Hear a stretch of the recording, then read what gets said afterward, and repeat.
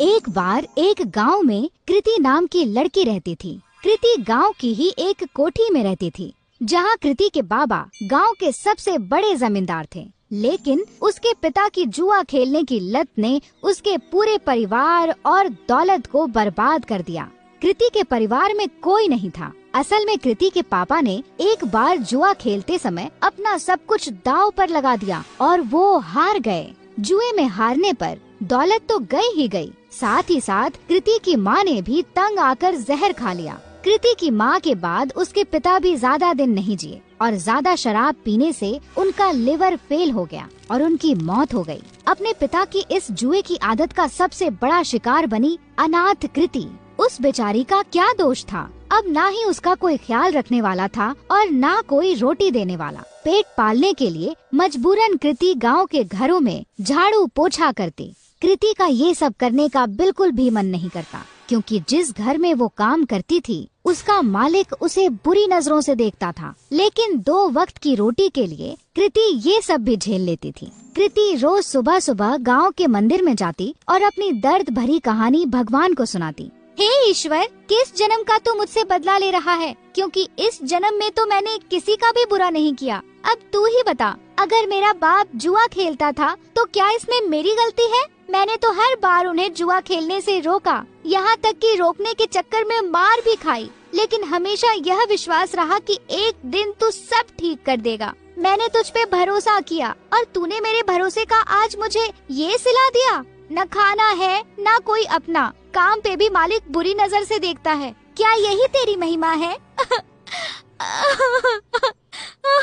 कृति की आंखों में आंसू भर आए और वो वहीं बैठकर फूट फूट कर रोने लगी। लेकिन कृति ने आंसू पोंछे और वहाँ से उठकर जाने लगी कि तभी उस मंदिर के बाहर एक बूढ़ा आदमी दिखा जो उसे घूर रहा था। कृति को लगा कि ऐसे ही कोई भिखारी होगा जो उसे रोता हुआ देखकर घूर रहा हो। कृति उस पर बिना ध्यान दिए वहाँ से तुरंत अपने घर चलती बनी। लेकिन अब तो उस बूढ़े आदमी की कृति को देखने की आदत पड़ गई थी। जब भी कृति मंदिर जाती और भगवान को अपनी आप बीती बताती, वो बूढ़ा वहीं खड़ा उसकी बातें सुनता और उसे घूरा करता, लेकिन कभी मंदिर के बाहर कृति का पीछा नहीं करता। कृति को लगा कि वो बेचारा भीख की आस में उसे देखा करता है। कृति के पास कोई बहुत ज्यादा पैसे नहीं थे, फिर भी वो दान पुण्य करने में बिल्कुल भी हिचकिचाती नहीं थी। एक दिन मंदिर के बाहर खड़ा वो बूढ़ा आदमी जब कृति को घूर रहा था तो कृति भगवान के पास जाने की बजाय उस बूढ़े के पास गई।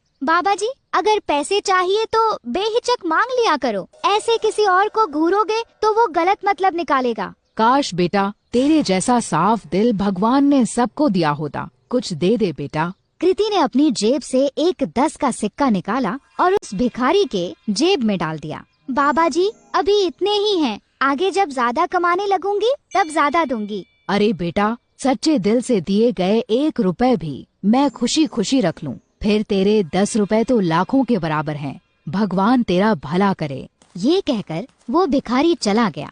किसी गरीब की मदद करके कृति को बहुत खुशी हो रही थी। कृति मंदिर में दर्शन करके फिर से अपने घर चली गई। उस दिन जब कृति अपने मालिक के घर काम करने गई तो वहाँ पर उस दिन उसके मालिक के अलावा कोई नहीं था। क्या हुआ मालिक, आज घर पर मेम साहब नहीं है क्या? मेम साहब वो तो आज अपने मायके गई हुई हैं। वैसे उनके बारे में क्या पूछ रही हो? भला तुम्हारे और मेरे बीच में उनकी क्या जरूरत? अपने मालिक से ये सुनकर कृति कुछ सहम सी गई। मालिक, मैं जरा घर की साफ सफाई कर देती हूँ। ये कहकर कृति घर की साफ सफाई करने लगी। अपने मालिक के डर के मारे आज कृति ने जल्दी जल्दी सारा काम खत्म कर दिया। लेकिन काम करके जैसे ही कृति घर जाने के लिए दरवाजे की ओर बढ़ी, वैसे ही उसका मालिक दरवाजे के सामने आकर खड़ा हो गया। मालिक, दरवाजे से हट जाइए, मुझे घर जाना है। लेकिन मालिक अपनी जगह से टस से मस न हुआ और वहीं खड़ा रहा। मालिक, दरवाजे से हटिए। ये कहकर जैसे ही कृति ने मालिक को दरवाजे से हटाने की कोशिश की, वैसे ही मालिक ने कृति का हाथ पकड़ लिया। अरे ऐसे कैसे जाने दूं? आज तो मौका मिला है मुझे। बीवी भी घर पर नहीं है, आज तो तुझे नहीं जाने दूंगा। ये कहकर मालिक तुरंत कृति पर लपका। डरी सहमी कृति तुरंत अपनी इज्जत बचाने के लिए भागी लेकिन उसका मालिक उसका पीछा नहीं छोड़ रहा था। तभी एक कोने में कृति को डंडा पड़ा हुआ दिखा और वो उसके पीछे दौड़ी। अब की बार कृति का मालिक जैसे ही उसे पकड़ने के लिए लपका, वैसे ही कृति ने उस डंडे को उठाकर उस मालिक के सर पर दे मारा और तुरंत दरवाजे से निकलकर वहाँ से भाग गई। फूट फूट कर रोती कृति बिना रुके भागती जा रही थी। भागते भागते रात में कृति उस मंदिर पहुंची जहां वह रोज सुबह जाती थी। मंदिर में पहुंचते ही कृति भगवान की मूर्ति के चरणों में जा गिरी। हे ईश्वर, क्या मेरा पैदा होना ही गुनाह है जो तू मुझे इतनी बड़ी सजा दे रहा है? क्या गरीब और लाचार होने की यही सजा होती है कि कोई भी आकर हमारी इज्जत पर हाथ डाले? कृति की आंखों से फिर आंसू फूट पड़े। कृति ने आंसू पोंछकर जब आसपास देखा तो पाया कि वो बूढ़ा आदमी फिर वहीं खड़ा था। बाबा, अब मेरे पास कुछ नहीं है आपको देने को। बच्चा, मैं तुमसे भीख लेने नहीं बल्कि कुछ देने आया हूँ। लेकिन क्या? तेरी कोठी के पीछे वाले कमरे में एक जादुई खजाना है जो सही समय आने पर अपने आप तेरे हाथ में आ जाएगा। ग्रहों की दिशा बता रही है कि आज ही वो सही समय है। कृति पहले से ही परेशान थी और ये सब सुनकर उसे और गुस्सा आ गया। बाबा जी, आपने मेरा दिल बहलाने के लिए ये सब कहा, मुझे बहुत अच्छा लगा, लेकिन मुझे झूठ पसंद नहीं। ये कहकर कृति अपनी कोठी की ओर चल दी। उसे बार बार ये डर सताए जा रहा था कि अगर उसका मालिक बेहोशी से उठ गया तो उसे जिंदा नहीं छोड़ेगा। वहीं दूसरी ओर उसके दिमाग में उस बूढ़े भिखारी की भी बात चल रही थी। घर पहुंचते पहुंचते आसमान में बादल छा चुके थे और ऐसा लग रहा था कि मानो जैसे बहुत जोर की बारिश होने वाली है। कृति के कोठी में पहुंचने के कुछ देर बाद ही बारिश शुरू हो गई और बहुत जोर से पानी बरसने लगा। मूसलाधार बारिश के चलते कृति की पुरानी कोठी की छत से पानी टपकने लगा। आज तक कभी कृति ने इतनी तेज बरसात नहीं देखी थी। कृति जैसे ही छत की मरम्मत के लिए अपना छाता निकालकर बाहर गई, वैसे ही उसका छाता तेज हवा में फट गया।